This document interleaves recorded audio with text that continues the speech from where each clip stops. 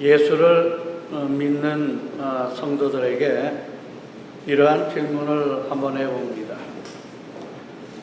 과연 당신의 생애가 주님의 뜻으로 살아가고 있습니까?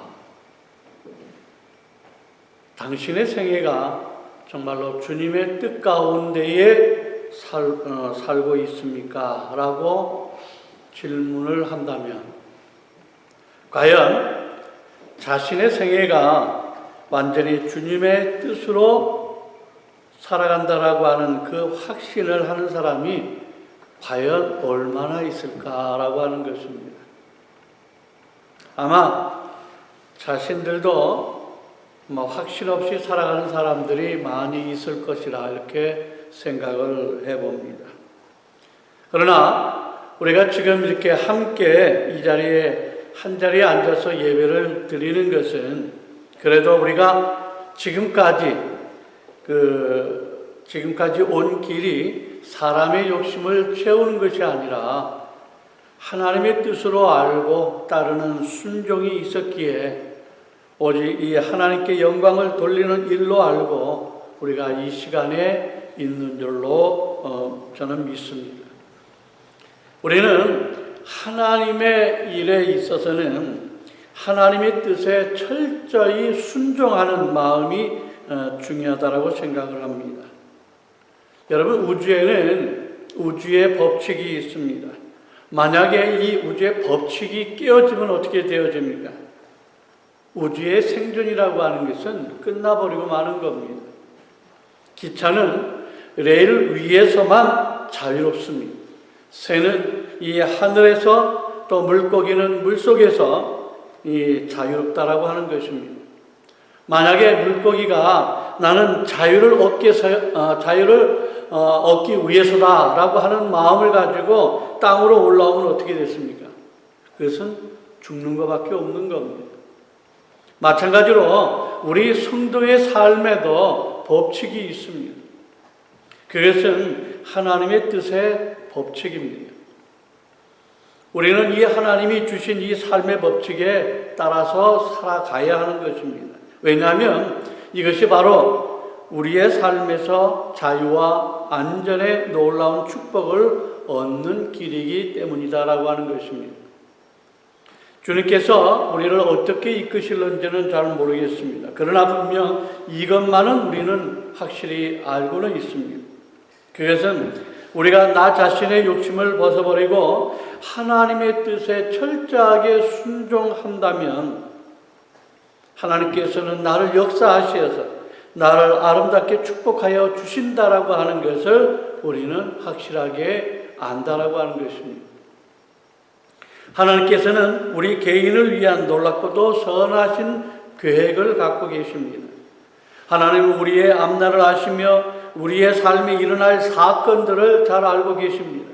그래서 그 사건들이 어느 때에 일어나야만 우리의 삶에 궁극적으로 유익을 하며 그래서 그것들을 통하여서 하나님의 계획이 온전히 성취되어질 것인가를 완벽하게 이해하고 계시다라고 하는 것입니다. 그러게 우리에게 주어지는 모든 이 삶의 모든 시간들은 그냥 흘러가는 세월이 시간이 아니라 하나님의 계획 아래 하나님의 은혜의 섭리 가운데에 철저하게 움직여지는 우리의 삶이다라고 하는 것입니다. 그러므로 하나님의 뜻에 우리의 삶을 맡긴다면 하나님은 우리에게 항상 최선의 것을 주시기를 원하시기 때문에 분명 저와 여러분들에게 아름답고 풍성한 삶과 그리고 교회에 놀라운 축복을 주실 줄로 믿습니다. 여러분은 이러한 사실을 먼저 믿고 시작하는 것이 우리에게 너무 중요하다라고 하는 겁니다. 오늘 본문의 말씀에 통해서 이 야고보를 통해서 오늘 우리에게 주어지는 이 말씀의 내용은 이렇게 얘기할 수가 있습니다. 물질 중심적이고 인간 중심적인 삶은 마치 인생을 이 안개에 비유합니다. 그래서 하나님 없이 세속적인 가치관을 따라서 사는 자들의 삶이 얼마나 불확실하고 허무한가를 이야기를 하고 싶은 것입니다. 그러므로 성도들은 당연히 하나님의 뜻에 절대 의지하여 살아가는 것이 마땅하며, 성도들이 하나님의 뜻을 무시하고 자기의 수완이나 자기의 이 재주 등만을 믿고 살아가는 것은 악이요 죄라고 하는 것을 말씀하고 있는 것입니다. 여러분, 오늘 살아가는 사람들의 이 특징을 말한다고 한다면 어떻게 이야기할 수 있겠습니까? 그래서는 이렇게 얘기할 수가 있을 거라고 생각합니다. 이기적인 욕망에 사로잡힌 채 불확실한 미래를 향하여서 큰 소리를 치고 있다라고 하는 겁니다. 다시 말해서 내일 일을 알지도 못하면서 자신 있게 스스로 큰 소리를 치면서 있다라고 하는 겁니다. 어떻게 보면 이것이 바로 이기적인 욕망이 지배하는 삶이다라고 하는 겁니다. 그런데 성경은 이것이 분명 하나님의 뜻을 무시하는 삶이라 이렇게 표현을 하고 있습니다. 그래서 오늘의 이 사람을 대변하는 말을 오늘 성경의 말씀을 통해서 확인할 수가 있습니다. 오늘 본문 13절입니다. 들으라, 너희 중에 말하기를 오늘이나 내일이나 우리가 어떤 도시에 가서 거기서 1년을 머물며 장사하여 이익을 보리라 하는 자들아 라고 이야기를 하고 있습니다. 여러분들은 유대의 민족을 잘 알 겁니다. 그들은 자기 인생을 항상 이 흑자의 인생으로 살기를 원했던 민족들입니다. 이 사람들은 항상 어떻게 하면 이익을 남길 것인가에 대한 꾸준한 추구의 삶이 있었습니다. 어쨌든 그러다 보니까 그들은 이미 이 세계의 경제의 어떻게 보면 80%를 장악하고 있다라고 이야기를 할 수가 있습니다. 그 유대인들의 말에 의하면 이 땅에 장사하는 데는 3가지의 장사가 있다라고 합니다. 3가지의 장사류를 이야기를 하는 겁니다. 첫 번째 이 삼류 장사는 뭐냐면, 삼류 장사라고 하는 것은 물건을 필요한 사람들에게 물건을 파는 장사를 얘기를 합니다. 이러한 사람을 삼류 장사라고 이야기를 합니다. 근데 이류 장사는 뭐냐? 이류 장사는 별로 필요하지 않는 사람에게 자기의 물건을 팔 수 있는 것을 이류 장사라 이렇게 이야기를 합니다. 그러면 일류 장사는 뭐냐? 일류 장사는 전혀 필요하지 않는 사람에게 팔아먹는 장사를 일류 장사라 이렇게 이야기를 합니다. 아마 이것이 유대인의 중요한 장사법의 원리라고 이야기를 합니다. 그들은 현찰이 돌아간다라고 하면 언제나 그 자리에 거기서 서 있는 이 사람들입니다. 그래서 그 사람들은 많은 이익을 남겼습니다. 그래서 그들은 내가 한 차례만 이 지중해 연안을 돌고 오면은 내가 부를 짊어질 것이고 그 돈으로 내가 이러한 일도 하고 내 인생을 이렇게 아름답게 펼칠 것이다 라고 늘 생각했다라고 하는 겁니다. 이것이 오늘 본문의 13절의 말씀인 거예요. 그래서 주님께서는 이런 사람들에게 이렇게 말씀합니다. 들으라, 너희 중에 말하기를 오늘이나 내일이나 우리가 어떤 도시에 가서 거기서 1년을 머물며 장사의 이익을 보리라 하는 자들아 라고 이야기를 하고 있습니다. 다시 말해서 너희가 흑자 인생을 살기를 원하고 참 이익을 추구하며 살기를 원하는 자들아 라고 이야기를 하는 겁니다. 그렇다고 한다면 인생을 물질의 이익을 중심으로 해서 사는 것과 돈을 많이 쌓는 것이 인생의 행복이라고 생각하지 말라라고 하는 것입니다. 그 인생은 한갓 안개와 같으니 이 허황한 삶을 위하여 사는 것은 뭐라고 얘기합니까? 악한 일이라 이렇게 말씀하고 있는 겁니다. 물론 물질 자체가 나쁜 것은 아닙니다. 물질은 하나님께서 우리에게 누리라고 주신 아름다운 복인 겁니다. 복은 사실입니다. 하지만 그것은 우리의 삶을 풍요롭게 하는 방편에 불과한 것이지 물질이 우리의 삶의 목표일 수는 없다라고 하는 겁니다. 내가 그 물질을 통하여서 나의 행복을 추구하는 것은 맞지만 그 돈을 모으는 것이 내 인생의 목표가 되어서는 안 된다라고 하는 겁니다. 일찍이 주님께서 말세의 사람들의 모습이 이와 같을 것이며 이는 임박한 심판의 징조라고 말씀하고 있습니다. 누가복음 17장 26절과 27절입니다. 노아의 때에 된 것과 같이 인자의 때에도 그러하리라. 노아가 방주에 들어가던 날까지 사람들이 먹고 마시고 장가들고 시집가더니 홍수가 나서 그들을 다 멸망을 시켰다라고 말씀하고 있습니다. 먹고 마시는 삶이 잘못된 것은 아닐 것입니다. 시집가고 장가드는 것이 얼마나 중요한 일입니까? 그러나 이러한 것이 삶의 목표가 되어서는 안 된다라고 하는 것입니다. 다만 그것은 풍성하게 하기 위한 하나님의 수단과 방편에 불과하다라고 하는 것입니다. 그런데 이것이 마치 삶의 목표가 되어서 목적이 되어서 영원한 삶을 망각하고 살아가는 이 사람들이 있는 것이 오늘의 현실이며 문제다라고 이야기하고 있는 겁니다. 다시 말해서 물질 중심적인 가치관과 하나님 없이 계획을 세우는 행위가 문제라고 하는 것입니다. 여러분 예레미야 2장 13절의 말씀을 보면 이렇게 말씀합니다.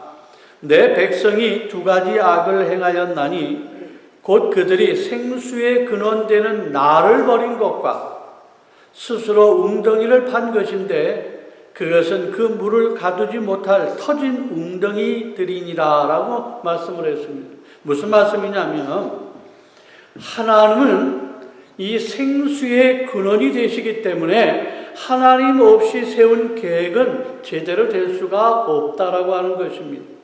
그 이유는 뭐냐면 아무리 사람들이 제 힘으로 이익을 보려고 하지만 터진 웅덩이라 하나님 없이는 물이 고이지를 않는다라고 하는 겁니다. 그러기에 하나님이 없는 삶은 어떻게 나타나느냐라고 하는 거예요. 그것을 몇 가지 살펴보면 첫째로 허무한 삶으로 나타난다라고 하는 겁니다. 하나님 없는 삶은 허무한 삶으로 나타난다. 이 불확실한 미래를 향하여서 큰 소리를 치는 인생의 허무함에 대해서 야고보는 이렇게 이야기를 하고 있습니다. 그것이 오늘 본문 14절입니다. 내일 일을 너희가 알지 못하는도다. 너의 생명이 무엇이냐? 너희는 잠깐 보이다가 없어지는 안개니라. 또한 이 잠언 기자는 27편 1절에 이렇게 얘기를 합니다. 너는 내일 일을 자랑하지 말라라고 얘기를 합니다. 너는 내일 일을 자랑하지 말라. 하루 동안에 무슨 일이 일어날는지 내가 알 수 없음이니라 라고 말씀하고 있습니다. 그런데 우리는 마치 내일 미래의 아름다운 날들을 잘 알고 있는 양 큰 소리를 치고 있다라고 하는 거예요. 자랑한다라고 하는 거예요. 아니다라고 하는 거예요. 바로 앞을 내다보지 못하는 것이 우리의 인생이라고 하는 것을 알아야 하는 겁니다. 우리는 영혼을 말하면서도 당장 눈앞에 벌어질 일에 대해서 모르는 것이 바로 사람들인 것입니다. 그래서 이 세네카라고 하는 사람은 이런 얘기를 합니다. 내일 일을 우리가 알 수 없는데 일생의 이 계획은 얼마나 어려운가라고 하는 겁니다.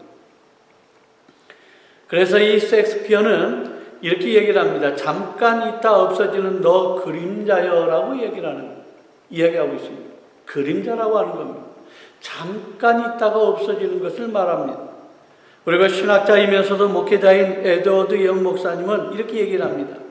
시간의 급류 위에 떠오르는 물거품 같은 인생이라고 표현하고 있습니다. 물거품 같은 인생. 그리고 이 성경은 우리가 주어진 이 성경은 이 허무한 삶에 대해서 뭐라고 얘기합니까? 풀의 이 꽃과 같다라고 표현하고 있습니다. 그리고 그림자와 같다라고 말씀을 하고 있습니다. 특히 여러분들이 욥기서에 보게 되어지면 이 인생에 대한 허무한 삶에 대해서 얼마나 잘 표현하고 있습니까? 그래서 이 한 로마의 황제는 인생을 엄숙하게 살아가는 지혜를 얻기 위해서 그의 신하가 매일 아침 문안할 때마다 이렇게 이야기하라고 합니다. 폐하이시여 죽음을 기억하십시오. 이것이 아침 인사했다라고 하는 겁니다. 이게 신하를 통해서 그 말을 하도록 했다라고 하는 겁니다. 이 황제는 이 신하의 인사를 통해서 이 죽는다라고 하는 사실을 기억하고 그의 삶에 대한 이 지혜를 얻을 수 있었다라고 이야기를 하고 있는 겁니다. 여러분, 우리의 인생이 길다라고 아무리 이야기를 해도 하나님의 이 영원성 앞에 조명하여 볼 때는 이 안개와 같다라고 하는 겁니다. 하나의 점밖에 되지를 않는 것입니다. 그런데도 사람들은 인생이 영원히 지속될 것처럼 살아가고 있다라고 하는 겁니다. 영원히 살 것처럼 이야기를 하는 겁니다.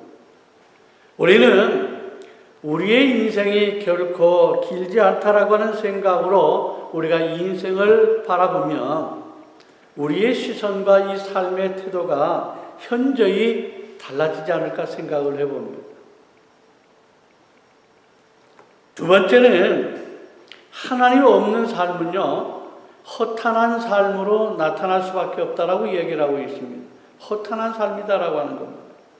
오늘 보면 16절에도 이렇게 말씀합니다. 이제도 너희가 허탄한 자랑을 하니 그러한 자랑은 다 악한 것이라고 말씀을 하고 있습니다. 여기에 이 허탄한 자랑이라고 말하는 삶은 뭐냐면 자기의 삶에서 하나님의 그 섭리를 완전히 무시할 뿐만 아니라 마치 자신의 생이 자기가 주인인 것처럼 행세하는 것을 이야기를 하고 있는 겁니다. 그래서 이들은 이러한 삶을 수치스럽게 여기는 것이 아니라 오히려 자랑스럽게 여기면서 다른 사람들에게 과시하면서 살아가고 있다라고 하는 거예요. 이러한 삶을 야고보는 뭐라고 이야기를 하고 있습니까? 다 악한 것이다라고 이야기를 하고 있는 겁니다. 왜냐하면 이 허탄한 삶이라고 하는 것은 하나님을 조금도 두려워하지 아니하는 악한 동기와 개인적인 욕망에서 비롯되었기 때문에 그렇다라고 하는 것입니다. 또한 하나님 앞에서 겸손히 행해야 할 삶을 망각하게 만들며 온전히 자신만을 신뢰하도록 만들기 때문에 그것을 악한 것이라고 이야기를 하고 있는 겁니다. 여러분, 인류 역사를 통해서 이제까지 생존했던 인물 중에 이 나폴레옹을 보게 되어지면 아마 최고의 군사적인 천재라고 이렇게 이야기할 수가 있을 것입니다.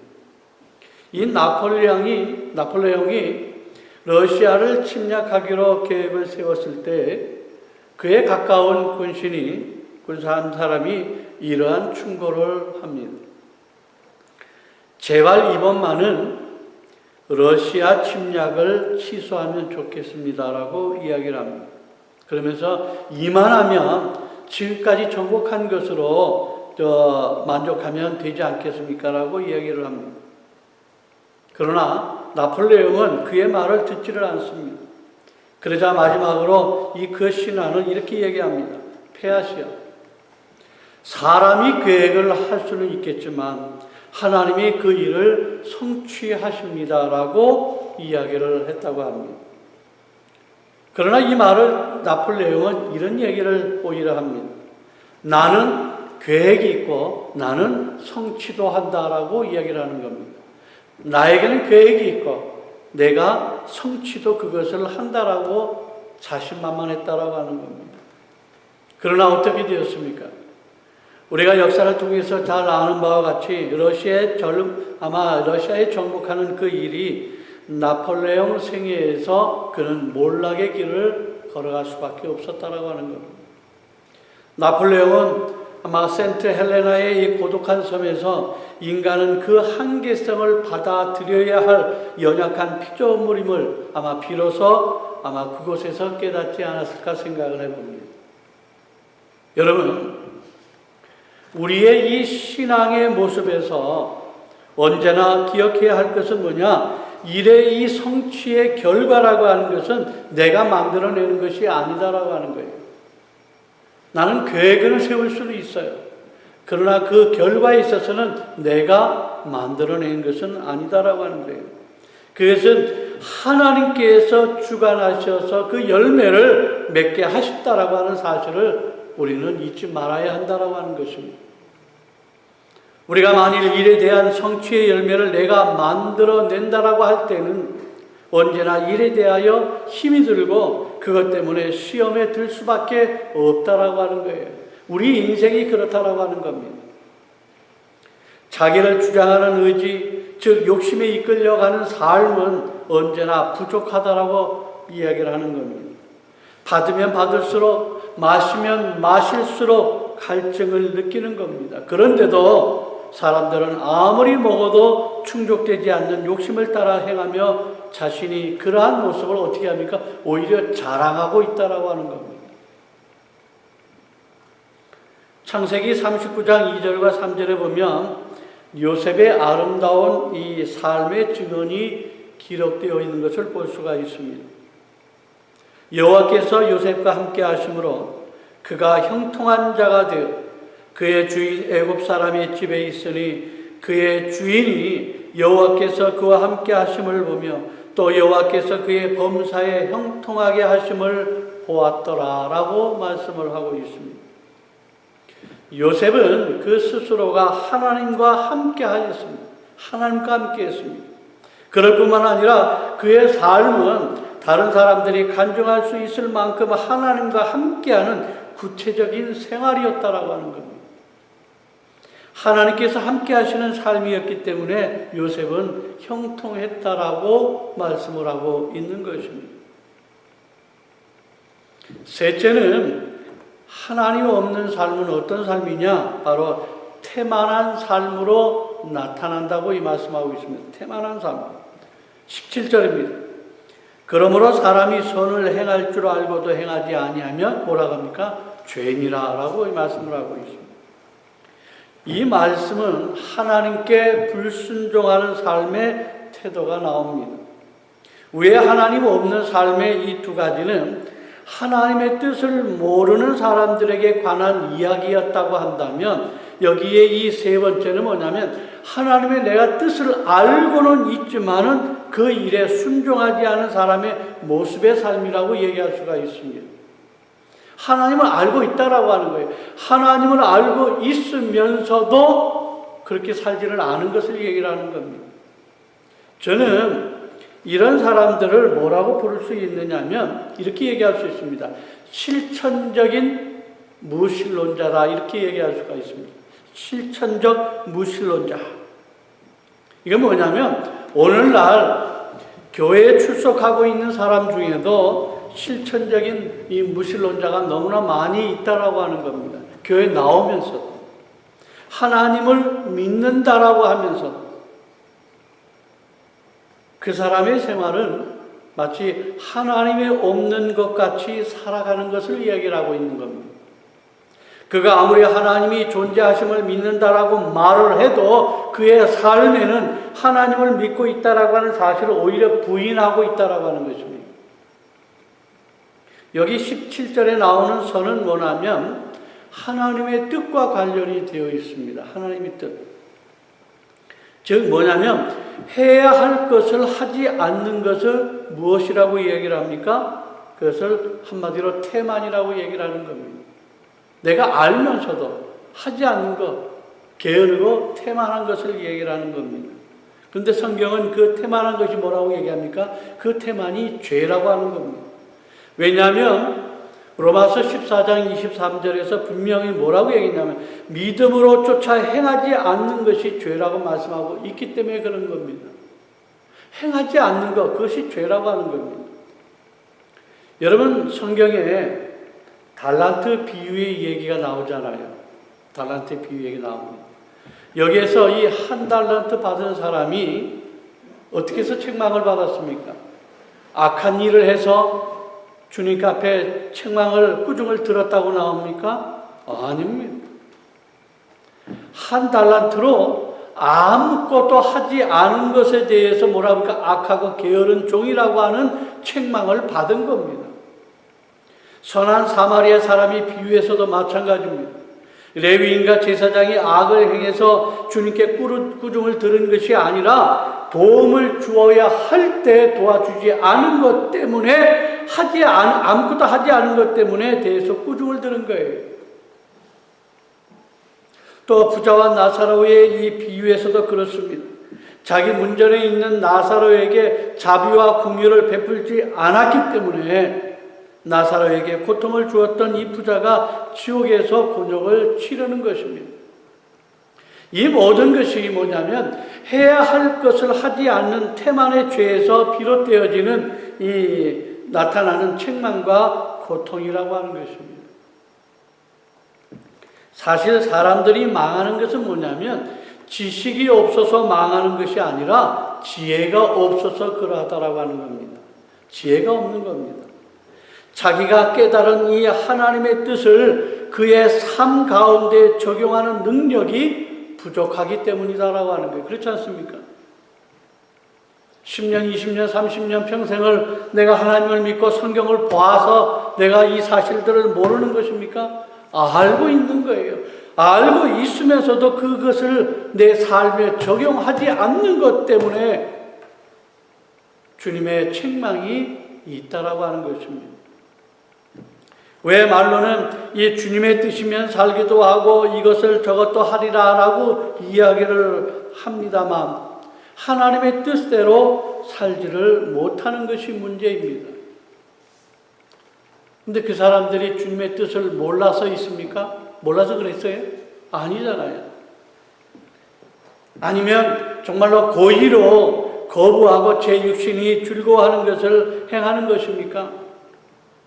여기에 야고보는 17절에 이렇게 말씀하는 겁니다. 그러므로 사람이 선을 행할 줄 알고도 행하지 아니하면 죄니라 이렇게 말씀하는 겁니다. 하나님의 뜻을 알고도 행하지 않는 것, 이것이 바로 죄라고 하는 것입니다. 그러면 역설적으로 하나님의 뜻대로 사는 삶이 미래를 준비하는 성도들의 삶의 모습이라고 하는 것을 우리에게 확인시켜주고 있는 겁니다. 다시 말해서 하나님의 뜻에 순종하며 사는 것이 바로 내일을 준비하는 삶의 모습이라고 할 수가 있는 것입니다. 그러면 우리가 어떻게 하면 하나님의 뜻대로 순종하며 이 삶을 내일을 준비하는 자의 아름다운 삶의 모습이 될 수 있겠느냐라고 하는 거예요. 어떻게 살아야 되겠는가? 첫째는 먼저 하나님의 뜻을 아는 것이 중요합니다. 어떤 분은 하나님의 뜻을 영원히 알 수 없는 것으로 생각을 합니다. 그러나 성경은 사도행전 22장 14절에서 분명히 하나님의 뜻을 알게 하신다라고 말씀하고 있는 겁니다. 그가 또 이르되 우리 조상들의 하나님이 너를 택하여 너로 하여금 자기의 뜻을 알게 하시며라고 분명히 말씀하셨어요. 하나님은 하나님의 우리에게 허락하신 뜻이 무엇인지를 스스로 알게 만드셨다라고 하는 거예요. 그런데 하나님의 뜻을 알기 위해서는요, 여기에 한 가지 조건이 선행이 되어야 한다라고 얘기를 합니다. 그것은 우리가 하나님의 뜻을 알기를 원하는 목적이 무엇이냐라고 하는 거예요. 내가 하나님의 뜻을 알고자 하는 그 목적이 무엇이냐라고 하는 겁니다. 주의 뜻을 행하기 위해서는 주의 뜻을 알도록 노력해야 합니다. 그것이 하나님의 뜻을 알기를 원하는 동기가 되어야 하는 것입니다. 하나님의 뜻을 알기 위해서는 말씀과 기도의 생활이 있어야 합니다. 우리가 성경을 펴서 읽을 때 하나님의 뜻을 발견할 수가 있는 겁니다. 내가 기도할 때 하나님과 교제를 나눌 때에 주의 뜻을 확신할 수 있다라고 하는 겁니다. 주님의 말씀과 이 기도 없이 하나님의 뜻을 알려고 하는 것은 자신이 가지고 있는 모든 지식이 하나님의 뜻이 되어버리기 때문에 하나님의 뜻이 어떻게 됩니까? 자기의 생각에 좌우될 수밖에 없어요. 그래서 얘기하는 겁니다. 내가 생각하는 것이 곧 하나님의 뜻이다라고 하는 겁니다. 우리는 하나님의 뜻은 성경을 통하여서, 기도를 통하여서만 확신할 수가 있는 겁니다. 내가 아는 지식을 가지고 그것을 알 수 있는 것은 아니다라고 하는 거예요. 둘째로는요, 하나님의 뜻을 이해하여야 한다라고 하는 겁니다. 이해해야 된다. 주의 뜻을 아는 것으로 그치는 것이 아니라 그 뜻을 깊이 묵상하고 잘 이해하도록 해야 한다라고 하는 거예요. 성경 말씀을 대할 때 그 말씀 중에 하나님의 뜻을 발견하였다고 한다면 그 말씀을 통해서 주의 뜻을 충분히 이해하도록 해야 한다라고 하는 거예요. 다시 말해서 하나님께서 내가 말씀을 읽을 때 그 말씀이 나에게 주신 은혜가 있잖아요. 주님이 나를 통해서 이렇게 하라고 말씀하셨구나 라고 하는 이 말씀의 의미를 더욱더 깊이 새기면서 주님과 교제해야 한다라고 하는 거예요. 셋째는 하나님의 뜻을 분별하여야 한다라고 하는 겁니다. 원래 이 분별이라고 하는 말은 뭐냐면 이 경험함으로 존중한다라고 하는 뜻을 갖고 있습니다. 내가 그것을 경험함을 통해서 증명하고 존중하는 겁니다. 하나님의 뜻은 행함으로써 이해할 수가 있습니다. 다시 말해서 하나님의 뜻을 그저 알아보라고 하는 것이 아니고 행함으로 알아내라고 하는 것입니다.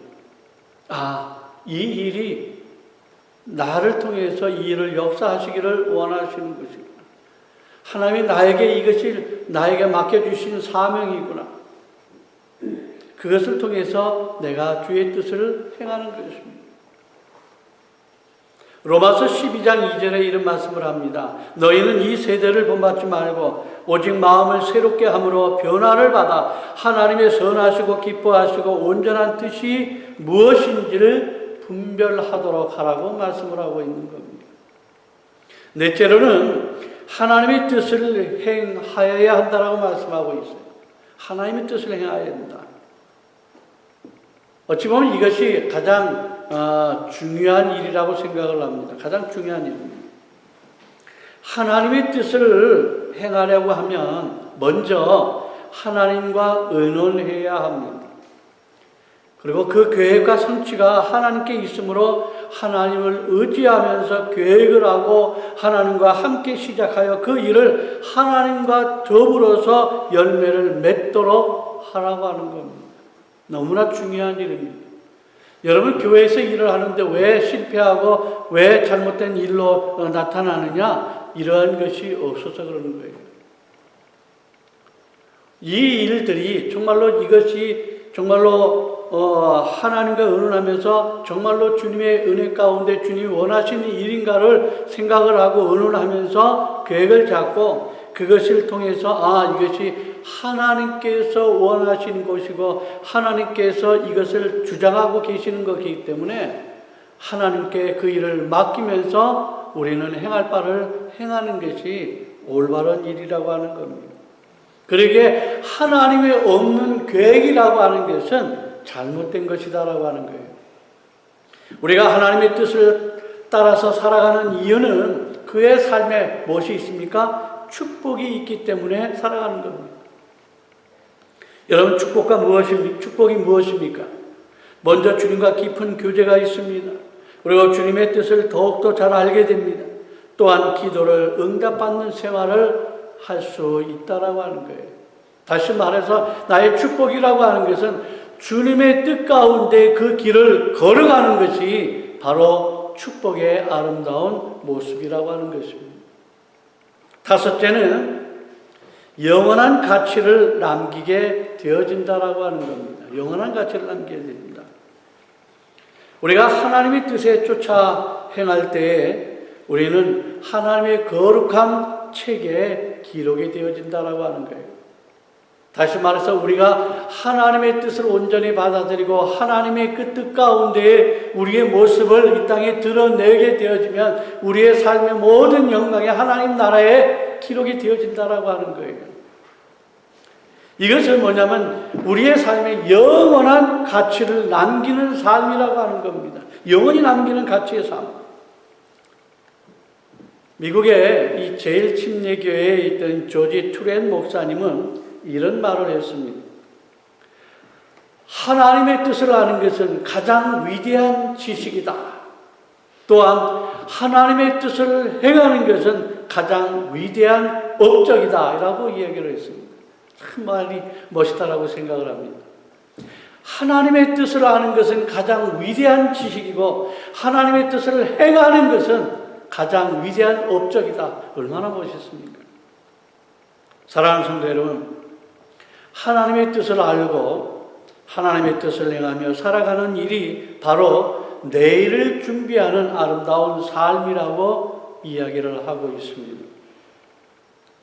우주 만물을 주관하시는 하나님의 섭리는 우리의 모든 하는 일의 성패 여부를 결정을 합니다. 그런데도 성도들이 세상의 가치관에 따라서 스스로 계획을 세우고 자신의 이 만족만을 위해서 산다고 한다면 그 인생은 실패할 수밖에 없습니다. 비록 사람이 계획을 세운다 할지라도 하나님이 함께 하시지 않으면 능히 이것을 이룰 수가 없는 것입니다. 특별히 하나님의 사랑하시는 성도들이 선을 알고도 행하지 않는다라고 한다면, 다시 말해서 하나님의 뜻을 알고도 행하지 않는다고 한다면 그것은 성도로서의 본분에 어긋나는 모습이다라고 하는 것입니다.